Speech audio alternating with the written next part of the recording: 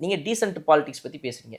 2 விஷயம் உதயநிதி கேட்டிருக்காரு. இன்னும் தூய சக்தி நீங்களே நீங்கள் வந்து இப்போ அதிமுக மதசார்பற்ற கூட்டணின்னு சொல்லிட்டு இன்னைக்கு நீங்கள் வந்து என்டிஏ கூட்டணியில் இருந்த அந்த அதிமுக வந்து ஒரு சில பேர் வந்து உங்களுக்கு இப்போ வந்து ஆதரவு தெரிவிக்கிறாங்க. இங்கே இப்போ உங்களுடைய இது கெட்டு போலையா, அவங்க மாண்பு கெட்டு போலையா, உங்களுடைய இந்த புனிதத்தன்மை கெட்டு போலையா ஒரு கேள்வி கேட்டிருந்தார். 2வது முன்னாள் முதல்வராகிய ஸ்டாலின் அவர்கள் வந்துட்டு அந்த ஒரு ட்வீட் போட்டிருக்காரு. அவர் என்ன சொல்றாரு அப்படின்னா, இந்த மாதிரி வந்து இதுதான் நீங்க சொன்ன வந்து புதிய அரசியலா, சேஞ்சுன்னு சொன்னீங்க, இப்படி பண்ணி வச்சிருக்கீங்கன்னு. அப்ப அதுக்கு அவர் சொன்னார், சேஞ்ச் நீ எக்ஸ்சேஞ்ச் தான் நடந்துட்டு இருக்குதுன்ற மாதிரி சொன்னார். நான் என்ன சொல்றேன், டீசென்ட் பாலிடிக்ஸ் பத்தியும் நாகரிக அரசியலை பத்தியும் திமுக பேசலாமா கொஞ்சமாவது? அதாவது இந்த நேரத்துல பேசலாமா? நீங்க பேசி முடிச்சு சட்டசபையில இருந்து வெளிநடப்பு செஞ்சு ஓடி வீட்டுக்கு போன கொஞ்ச நேரத்தை சிவி சண்முகம் வெளியே போட்டு உடைச்சிட்டாரு சொல்லிட்டாரு. இது எத்தனை வகையா வந்துச்சு? ஃபர்ஸ்ட் நியூஸ்ல வந்துச்சு. ஆமா, அதெல்லாம் வந்து கிடையாது அப்படின்னு சொல்ற ஊப்பிக்களுக்கு எத்தனை லைன் ஆஃப் வந்திருக்குன்றதை நான் சொல்றேன். லைன் நம்பர் 1 முதல்ல வந்த டேட்டா என்னது?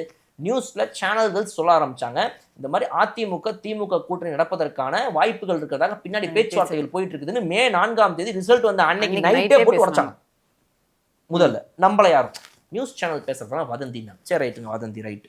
2வது சிபிஐ சிபிஎம் வெளியே வந்து விஜய் அவர்களோட வந்துட்டு ஆதரவு தெரிவிக்கிறதுக்காக நின்னப்ப அவங்க சொன்னது திமுகவும் அதிமுகவும் சேர்ந்து ஒரு கூட்டணி நடத்துறதுக்கான பேச்சுகள் நடத்தியது அப்படின்னு சொல்லி சிபிஐடைய national level general secretary Baby அவர்கள் பேசினார்.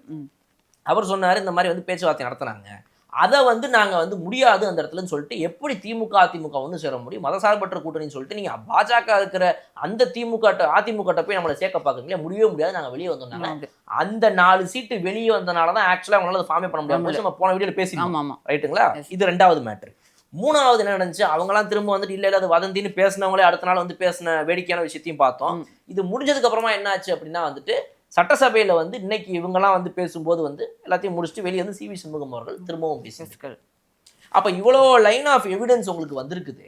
அப்போ இப்போவும் வந்துட்டு இல்லை திமுகவும் அதிமுகவும் கூட்டணியே பேசலைன்னு இந்த திமுக முட்டு கொடுக்க போகுதா?